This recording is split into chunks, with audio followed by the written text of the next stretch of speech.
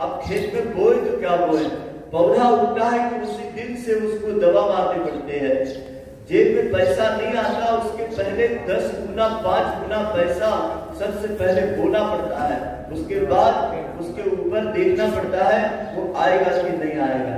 अभी 2 बार 3 बार आपने बीज खरीदा, बो दिया, चौथी बार भी कई लोगों ने बो नहीं करेगा। क्या कारण है?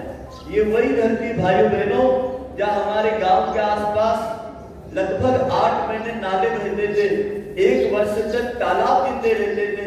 ये वही धरती है जहाँ पर मैंने गांव के खलियानों के आसपास 3-3 महीने तक राखी से लगा करके दिवाली के बाद तक झिराड़ों में से पानी गाय को और बच्चों को पानी पीते देखा है। लेकिन आज क्या हो गया, कुएं की झील सूख रही है, खेतों के अंदर पानी बूंद बूंद को तरस रहा है। ये क्या हो गया है? ये कुछ नहीं हुआ भाइयों बहनों, आदमी ने अपने किए का बहुत जल्दी रिटर्न हो जाना चाहिए। इन दिनों में 4 वैज्ञानिकों को पढ़ा, कुछ तो जर्मनी के थे, कुछ नासा के थे, कुछ वैज्ञानिक ऑस्ट्रेलिया के थे। उन वैज्ञानिकों ने गंभीर बात बताई, बोले पिछले 1000 वर्षों में जितना धरती के ऊपर कार्बन विसर्जित हुआ उसका मात्र 25 साल में धरती पे हो गया। अब इसको पाटने के लिए, इसको संतुलित करने के लिए आने वाले समय के वो क्या बोलते हैं, ऐसे 1000 साल लगेंगे जब जाकर के मनुष्य को अच्छी हवा मिलेगी। वो भी कब? जब मनुष्य आज समझ जाएगा, आज अपनी जिम्मेदारी को समझ लेगा। अन्यथा ये तो अभी कुछ लोगों को ऑक्सीजन का सिलेंडर खरीद के मौत के जीवन के बीच में कहीं न कहीं 1-2 हजार की बात नहीं थी, लाखों करोड़ों रुपए लगा करके भी लोग ऑक्सीजन के अभाव में, केवल भारत ही नहीं भाइयों बहनों, केवल गांव और शहर नहीं, जा करके देखो तो तमाम विश्व के 190 देशों में त्राहिमाम मच गया। कभी पानी बिकता था तो हम सोचते थे अरे बाप रे पानी, वो भी 14 से 15 रुपए लीटर। जहाँ गांव में दूध नहीं बिकता है 15 रुपए लीटर, उस जगह पर 15 रुपए लीटर पानी बिकने लगा। जो पेड़ पौधे मुफ्त में ऑक्सीजन देते थे वो ऑक्सीजन का सिलेंडर की कालाबाजारी हो गई। उस ऑक्सीजन के अभाव में आदमी केवल पलंग लेने के लिए 3 लाख 4 लाख रुपया केवल अस्पताल को रिश्वत देता था। ऐसा कभी हमारे बाप दादाओं को आज मालूम पड़ेगा और वो क्या सोचेंगे कि हमारी पीढ़ी ने यदि कोई तरक्की करी है तो एक तरक्की जरूर करी होगी, कच्चे मकान से हम पक्के मकान में आ गए, धोती कुर्ता से पेंट बुशर्ट में आ गए, गांव के स्कूल से हमारा बच्चा किसी इंग्लिश मीडियम में चले गया। लेकिन सोच लीजिए भाइयों बहनों, अच्छी हवा कहाँ गई, अच्छा पानी कहाँ गया, अच्छा अनाज कहाँ गया? और यदि ये न मिलेगा तो फिर आने वाली पीढ़ी को हम क्या दे करके जाएंगे? मरी हुई जमीन, जेब में पहले पैसा रखो, हर 100 कदम पे आपको जीने का ऑक्सीजन पहले खरीदना पड़ेगा, पीने का पानी खरीदना पड़ेगा, उसके बाद आप कहीं यात्रा कर सकते हैं, कहीं रिश्तेदार के घर जा सकते हैं, कहीं अपने पेशेंट को गाड़ी में पहले ऑक्सीजन रखना पड़ेगा, जब वो अस्पताल तक पहुंचेगा। ये स्थिति का जिम्मेदार कोई नहीं भाइयों बहनों, हम आपके क्रियाकलाप है, हम आपके हवस है, हम आपकी वासना है। हमारा ऋषि कहता है सादा जीवन उच्च विचार, ये आज नहीं तो कल ये नीति हर व्यक्ति को लाना पड़ेगा। और इसको लाने के लिए एक काम करना पड़ेगा, अपनी जिंदगी की व्यवस्था अपनी खेती बाड़ी पर, अपने साधनों पर अपने को खड़ा करनी पड़ेगी। यदि इस जगह पर ये सतपुड़ा का पहाड़ है, महाराष्ट्र और एमपी की बॉर्डर है, इस जगह पे कोई यदि 26 साल पहले आता तो यहाँ दांत को फोड़ने को काड़ी नहीं थी, चिड़िया को पीने को पानी नहीं था, पंछी को बैठने को वृक्ष नहीं था। आज 12,500 वृक्ष है, 40 फीट खोदो मीठा पानी निकलता है। आज 26 साल हो गए लेकिन यहाँ कभी पानी का संकट नहीं आया, हवा का संकट नहीं आया, पक्षियों को खाने पीने का संकट नहीं आया, गायों को चारे का संकट नहीं आया। क्यों नहीं आया साहब? क्या कर दिया? कोई सरकार के सामने हाथ पसारे क्या? नहीं भाइयों बहनों, सरकार में हम आप जैसी एक, वो भी एक व्यक्ति जैसी इकाई है समूह की, आपके ही दान से, आपके ही टैक्स से, आपके ही सिस्टम से सरकार चलती है। कुछ काम ऐसे होते हैं जो अपने को खुद को उपयोग करना होता है। सरकार करोड़ों अरबों रुपया पर्यावरण के नाम पर, जल संकट के सुधार के नाम पर, नंगे पहाड़ों को हरित करने के नाम पर खर्च कर देती है, लेकिन जनशक्ति का श्रद्धा, जन विश्वास का क्रम उसके साथ नहीं जुड़ता है। परिणाम गड्ढे वही रहते हैं, नेता मंत्री बदल जाते हैं, पौधों की प्रजातियां बदल जाती है, लेकिन पौधा एक भी जिंदा नहीं देखता है। मैं तो अपने पास में ही देखता हूँ, इधर नंगी पहाड़ियां, पूरी नांगलवाड़ी तक की इधर की पूरी नंगी पहाड़ियां पिछले 26 साल से देखता हूँ। एक बड़े फॉरेस्ट के वरिष्ठ अधिकारी संजय दुबे जी, जो भोपाल में बैठकर पूरे मध्य प्रदेश के फॉरेस्ट के मालिक हैं, सत्य अग्रवाल दादा को मेरे पास मिलाने के लिए लाए और हमने उनसे चर्चा करी तो सारे फॉरेस्ट के बड़े अधिकारियों को बुलाया उन्होंने। वो एक भरे हृदय से कहा, यार कुल तो सोचो, करोड़ों रुपया हम समाज का इन गड्ढों को खोलना और बंद करने में लगा रहे हैं, और तुम्हारे बाजू में देख लो गायत्री धाम, इन्होंने मात्र 25 वर्षों में 160 प्रजाति के 12,500 पेड़ों को ऐसा जिंदा किया है जैसा देवताओं के साथ इनको लोग गले में आते हैं। देश विदेश के अभी भी 9 राज्यों के लोग इनकी छाया में बैठ के गायत्री का पुरस्करण कर रहे हैं, तपस्या कर रहे हैं। हमारी गौ माताएं इनकी पत्तियां खा करके स्वस्थ रिष्ट पुष्ट रहती है। जाकर के देखोगे तो गौशाला में आपको जड़ी बूटियों की खुशबू आएगी। क्या कारण है ऐसा साहब? हमारे घरों में ही अंजन की पत्ती खिलाते थे, हमारे घरों में गोचर भूमि छोटी सी छोड़ देते थे, खुद का तालाब होता था। किसी गांव में जाते हैं तो कहे कि गाय वालों भैया, इसका मतलब था इसके घर में इतनी गाय थी कि पूरा गांव उसको गाय वाला कहते थे। तालाब वालों भाई, इसका मतलब है कि इसके खेत में पहले तालाब था, इसलिए इसके बाप दादाओं को तालाब वाला कहते हैं। आज उसके खेत में कुएं में पानी नहीं है, जिस समय हमारे खेतों में तालाब भरे हुए रहते थे। हमने अपनी मेड़ों को काटते काटते चिट्ठी कर दी, मतलब एक नाड़ी के बराबर पतली कर दी। लेकिन हमने ये नहीं सोचा कि जो प्राकृतिक रूप से जो मेड़ हमारे बाप दादा 3 फीट की रखते थे, और वो 3 फीट की मेड़ पर जो ऋतु का चारा आता था, वो ऋतु के आने वाले कीट पतंगों का भोजन हुआ करता था। वो बेचारे वहां खा पी करके अपनी जीवन लीला समाप्त कर देते थे। आज वही मेड़ों के ऊपर हमने एक चांस और लगा दिया होगा, मिर्ची का, कपास का, गन्ने का, केली का, कोई बात नहीं, लेकिन आपने किसी की जगह को छीन लिया। उसका परिणाम आप देख लीजिए, वो जो मेड़ पे रहने वाले सूक्ष्म जीव थे वो आपके खेत में आ रहे हैं। वो खेत में आने के चक्कर में 10,000 रुपए लीटर की दवा मारने के बाद कीड़े मरते नहीं है। जो 10 साल पहले मर जाते थे, 5 साल पहले मर जाते थे, देखा होगा टीडीटी गांव में छिड़की जाती थी, पूरे घर को ढक दिया जाता था, इतना पायजन होता था कि 4 दिन तक घर के पानी को कहीं ढक करके पीते थे। आज टीडीटी सरकार ने तो बंद कर दी भाइयों बहनों कि साहब इससे टीबी फैलती है, इससे कैंसर फैलता है। लेकिन क्या आपने सोचा उससे भी खतरनाक दवाई जो हम खेतों में उपयोग कर रहे हैं, जिसके परिणाम से नदियों की लाखों मछलियां हर साल केवल खेतों के जहरीले पानी से मर जाती है। हमारे घर का खाने का अनाज सब जहरीला है, मिर्ची जहरीली, फल जहरीले, सब्जियां जहरीली। परिणाम क्या हो रहा है देख लीजिए। अब ऐसा हुआ, हरियाणा पंजाब से कैंसर ट्रेन चलते हैं और वो सरकार की तरफ से निःशुल्क चलते हैं, क्योंकि हरित क्रांति का पहला आंदोलन वहां से शुरू हुआ था, श्वेत क्रांति का आंदोलन वहां से शुरू हुआ था। स्वामीनाथन ने जो श्वेत क्रांति करी थी, वो वैज्ञानिक आज कह रहा है कि हमने जो क्रांति की बात कही थी, उस क्रांति ने अब उद्योग का रूप ले लिया है। और धरती माँ है, इसको जिसने भी उद्योग बनाया है, धरती पे काम करना एक तपस्या है, ये कोई पैसे के लिए नहीं होता था, ये हमारे जीवन की एक साधना थी। आज हम खेत में रोज सुबह शाम घंटा 2 घंटा नींदने जाते हैं, काम करते हैं। एक सज्जन आया, बोले आप साहब हम कुटिया में बैठो, 10-20 लोग आपकी प्रतीक्षा कर रहे हैं, आप तो केवल पर्ची लिखोगे, वो दवा खरीदेंगे, आपके आश्रम को कुछ भी तो इनकम हो जाएगी, आप ये क्यों करते हो, आप तो वहां बैठो। मैंने उसको जवाब दिया, ये खेती करना मेरी साधना है, ये मेरा उद्योग नहीं है। और साधना के लिए मुझे ये नहीं सोचना है कि ये 2 घंटा में मिलने में मेरी गाय की सेवा में, मेरे पेड़ों की सेवा में लगा रहा हूँ, इसके बदले मुझे क्या मिलेगा?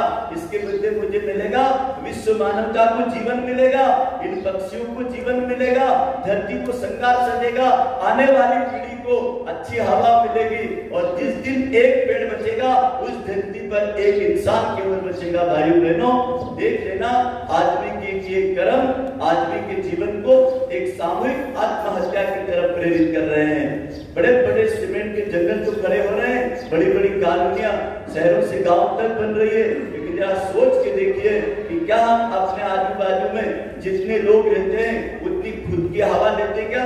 अपनी खुद की मरने के बाद की लकड़ी का इंतजाम करते क्या? सारी चीजों पर हमारा कर्ज चढ़ा हुआ है।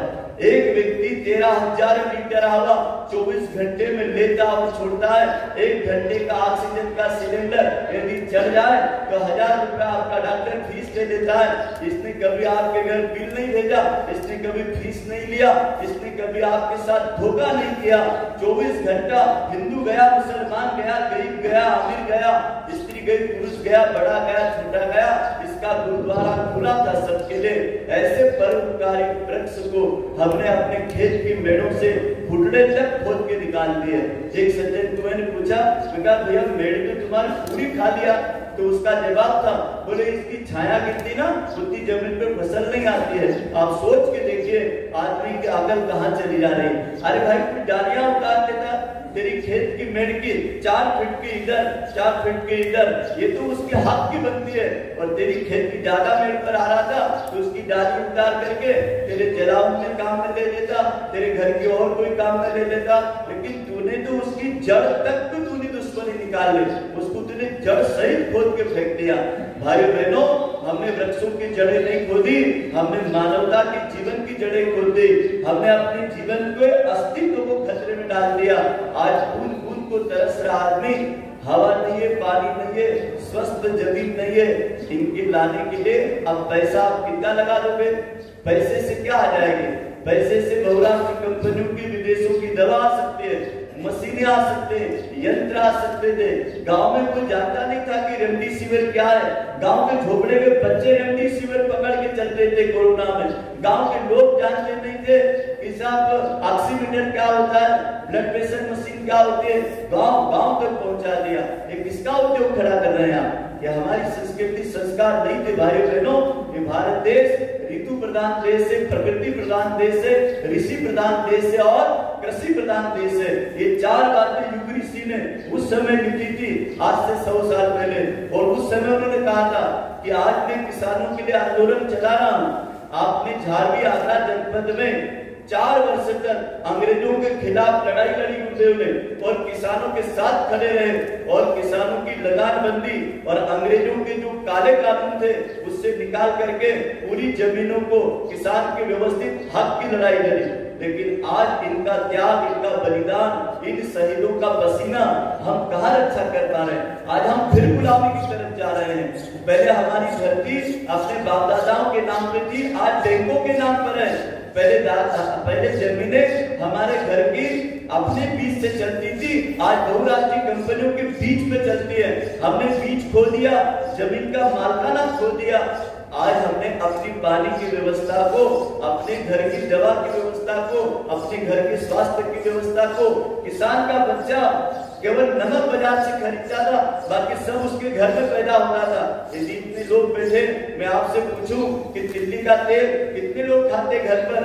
कितने लोग अपने घर का गन्ने का गुड़ खाते? कितने लोग अपने घर की मूंगफली का तेल खाते? कितने लोग सूर्यमुखी का तेल अपने घर का खाते? कितने लोग अपने घर के चावल खाते? कितने लोग मूंग की, चवले की, उड़द की दाल अपने घर की खाते? तो शायद इसमें से 90% लोगों के हाथ नीचे रहेंगे। अपवाद में कोई बंदा हाथ करेगा कि साहब मेरे घर में हाड़ की मूंगफली है। अभी मैं पूछता हूँ, वो लंबी 3 दाने की हाड़ की मूंगफली किस किसान के घर है? उसको हाथ ऊंचा करें। 25 गांव के किसान बैठे हुए, तुमने बादाम खो दी। वो एक भैया हाथ खड़ा कर रहे हैं, आप खड़े हो? आपको बताओ, मेरे पास हाड़ की मूंगफली के खाने के लिए बंबई से लोग आए थे। वो मेरे को कोई सनावत कसरावत तरफ का या कोई मोटापुरा का किसान मेरे लिए देके गया था। और इतनी लंबी थी और उसके अंदर दाना कैसा था? मामरा बादाम जैसा। और वो मामरा बादाम जैसे दाने की मूंगफली हमने खोदी। अब हमारे यहाँ पर यूरोपियन बीज की इतनी बड़ी मूंगफली जिसका तेल खाने से कोलेस्ट्रॉल बढ़ता है।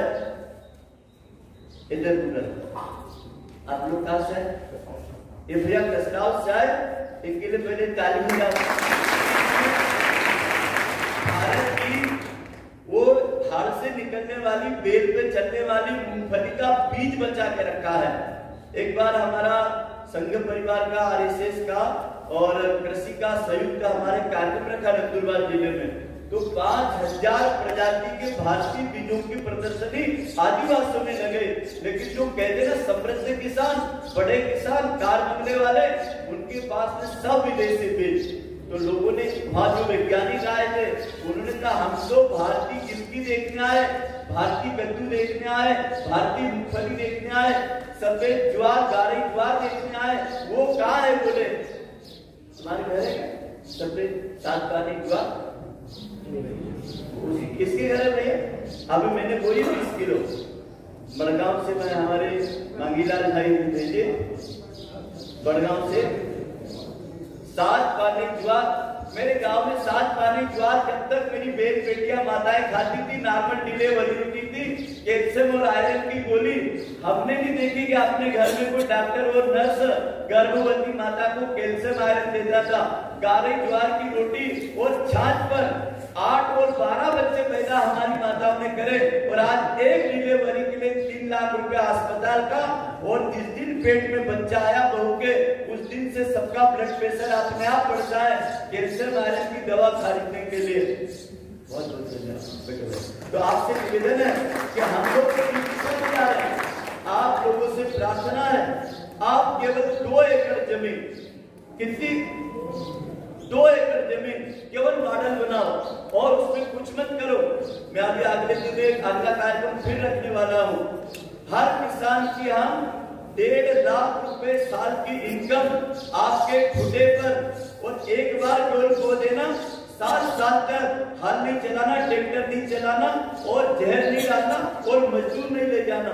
ऐसी खेती की हम तैयारी कर रहे हैं। और उसके लिए अभी हम बहुत जल्दी, अभी योजना लॉन्च हो गई है, अब उसका पूरा प्लान हम आप तक लाएंगे, और फिर एक तहसील में 1000 किसानों को जोड़ेंगे। और उससे हम जो हमारे देश का हजारों करोड़ रुपया जो कुवैत को देते हैं, पेट्रोल कंपनियों को देते हैं, वो सारा पैसा बचाएंगे। मैंने अभी प्रयोग के लिए लगा रखा है। ये जो नेपियर घास देख रहे हैं ना, ये मात्र 60 दिन में 10 फीट ऊंची होती है, ये सामने लगी हुई है। ये जो केसर आम मैं आपको दे रहा हूँ ना, पहले मैंने लगाया इसको, और इसको लटा लूं फलों से लदा मैंने देखा, और मेरे यहाँ आने वाले कार्यकर्ताओं को, बच्चों को, अतिथियों को खिलाया, जब जाकर के मैंने आपके लिए हिम्मत करी। उसके बाद में ये मैंने पहले 6 महीने से प्रयोग किया। हमने गायों को खिलाया, इससे दूध बढ़ा, गायों का स्वास्थ्य अच्छा रहा, हमारा खल काकड़े का बिल 0 हुआ। अस्पताल से जो हम कैल्शियम खिलाते थे गायों को, वो ड्रम आना बंद हुए। इसमें गाय को, दुधारू को जितना लगने वाले तत्व हैं, सब एक साथ मिलते हैं पेड़ से।